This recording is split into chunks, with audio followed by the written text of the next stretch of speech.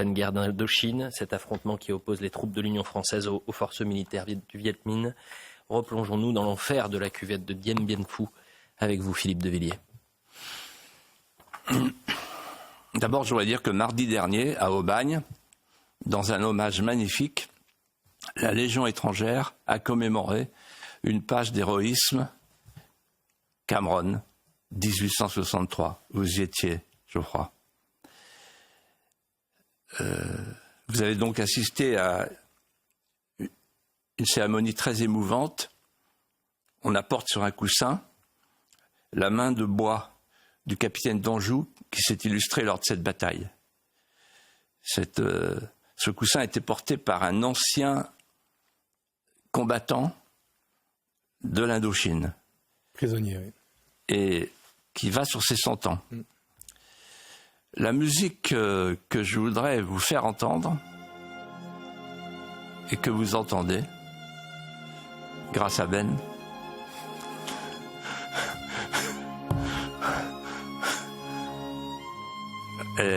n'est pas n'importe quelle musique, c'est un chef-d'œuvre de Georges Delerue qui porte bien son nom, l'adieu à la France, le concerto de l'adieu.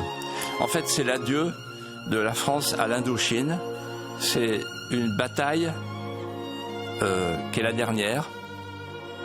C'est la fin d'une épopée tragique et glorieuse.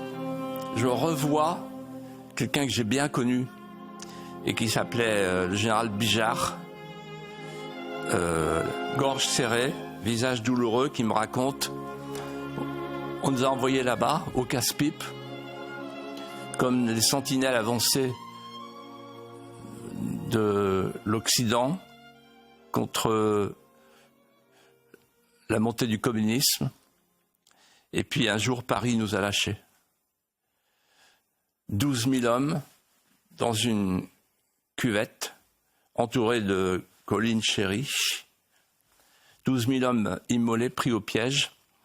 7 000 d'entre eux ne sont jamais revenus, disparus, sans sépulture ni souvenir. Ils sont restés là-bas. Ils sont restés là-bas comme des insectes, comme des mouches, avalés par l'eau des rizières, dans les natures insolentes des vallées éblouissantes.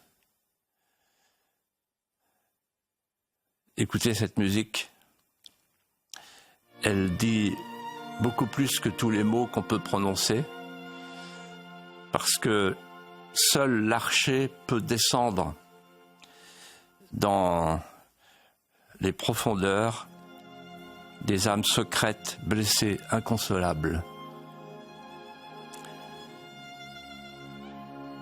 Ils sont partis là-bas, ils ne sont jamais revenus.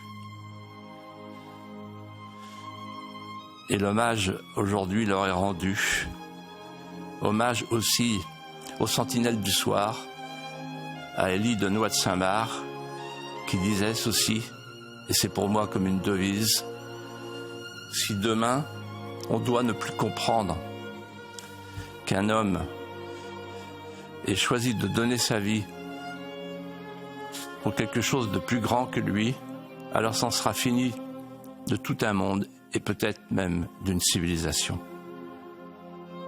Merci Philippe de Villiers. On se retrouve évidemment la semaine prochaine. Merci à vous, Geoffroy Lejeune. J'ai une petite pensée pour Jean-Pax Meffray qui a chanté aussi Dien Bien Phu. Et c'est une très belle chanson. Il dit: aujourd'hui tout le monde s'en fout, mais nous sommes fiers de vous. La France est le seul pays, je pense souvent à ça, où on fête les victoires. Et quand on fête les victoires, on fête le pays tout entier.